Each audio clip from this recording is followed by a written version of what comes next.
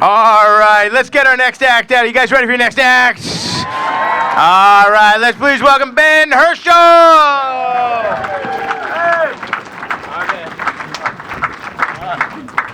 You guys hear me all right?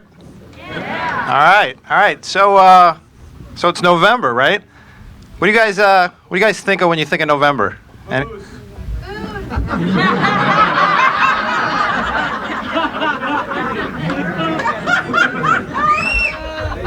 Anybody else? What?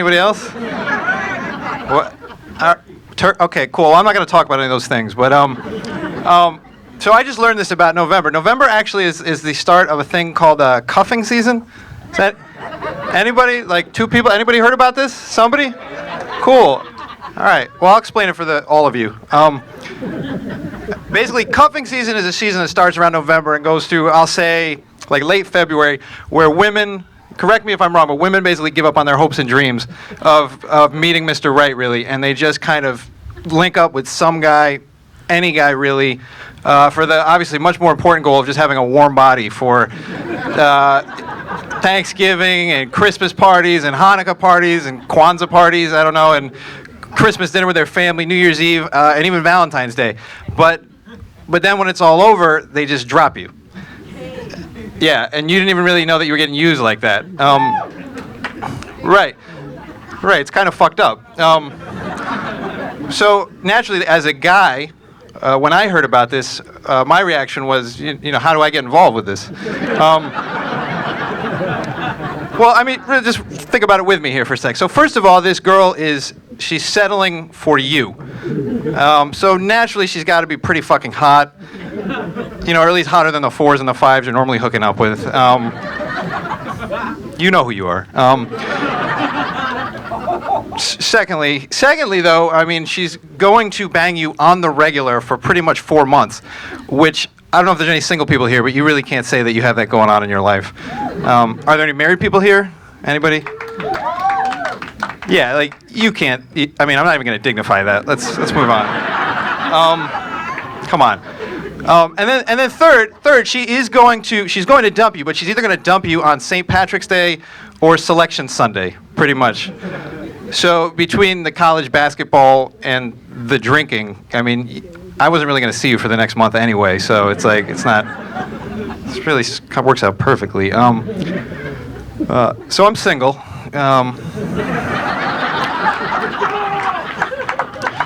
Big shocker. Yeah, it's fine. I mean, it's fine. It's really not even that different from being in a relationship. The biggest difference is just before I have sex, I just got to sit through a couple excruciating dinner conversations about what it's like to work at Deloitte Consulting or the State Department or Sunglass Hut or Cafe Asia, whatever. You just gotta get through it. And, you know, I say things like that. It might sound like I'm just dating for like casual sex, but the truth is I am dating because I'm looking for a serious relationship. You know, hopefully that'll lead to marriage, and I just haven't found it yet. And you know, I'm not gonna beat myself up over it. It's much easier just to blame women. The thing is, here's the thing.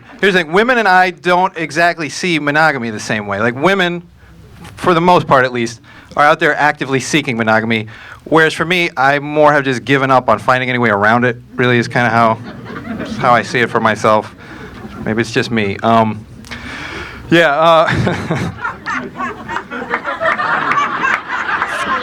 I guess it is just me. Yeah. But you know, I date, and you know, it's a lot of fun. But really, what it comes down to is it's just fucking exhausting. Really, I mean, just the hangovers alone. Like, I'm not even really supposed to get a hangover from 3 beers, but I guess something about 3 beers plus your stories about growing up in central Pennsylvania, and I just freaking just kills me the next day. Yeah. Oh. And that's not even the worst part. Really, the worst part is when you date a fair amount of women. The worst part is all the shitty things you learn about yourself. Like, it's just true. Like 10 or 15 years ago, I really didn't know anything was wrong with me. I definitely didn't know that I was an obnoxious, neurotic, cheap, lazy, drunk dick. But thankfully, yeah, since then, 15 or 20 women have gone ahead and cleared that right up for me. So that is not a problem anymore. Yeah, real specific shit too. Like multiple women have felt the need to tell me that I lack arm strength. Hey, there's nothing you can do about that, right? Yeah, like, yeah. Oh, apparently the manner in which I fart is too cavalier. Is that a problem too? Yeah. But here's the thing. The worst thing about me that I found is that, shockingly, I will actually get into relationships, then I will lose interest in relationships, and then I will just stay in these relationships pretty much forever, and much longer than I should. And usually, maybe some of you guys can relate to it. The reason is just because, breakups suck. They're awful, and I just try to avoid that conversation, any way possible. But I stayed with one girl 6 months though, just because her dad was awesome, and I didn't want to disappoint the guy, so he was also extremely rich. Yeah. But even more recently than that, I stayed with a girl, I want to say like 2 or 3 months, just because I didn't want to give up a Hulu Plus password. That's true. It's like $4 a month for those of you who don't know. Actually, before I go, true story. Actually, that girl actually used to call me honey pie during sex, and I put up with that shit so I could watch Bob's Burgers. I'm not even. That's real. That's totally true. All right. Well, thank you guys. That was a lot of fun. I appreciate it.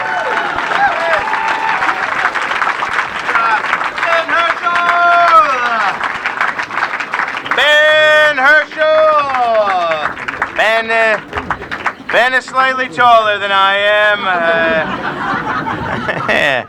Let's just fold that mic in half. There we go.